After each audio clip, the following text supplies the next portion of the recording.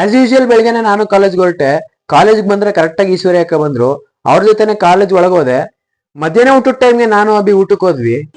ಅಭಿ ಊಟ ಮಾಡ್ತಾ ಇದೀಯಾ?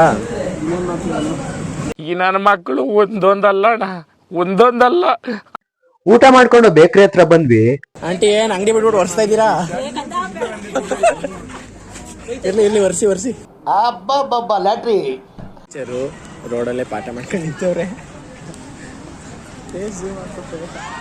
Ma'am Anusha ma'am, call me madam, call me ma'am.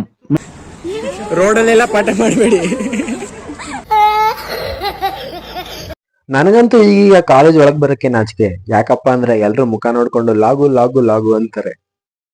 ವಿದ್ಯಾ, ನೀನ ನೋಡ್ದೆ ವಿಡಿಯೋಗಳು ಓಡ್ತಾ ಇಲ್ಲ. ನೋಡು, ಒಂದ್ಸಲಿ ನೋಡ್ಬಿಡು, ಸ್ಮೈಲ್ ಕೊಟ್ಬಿಡು.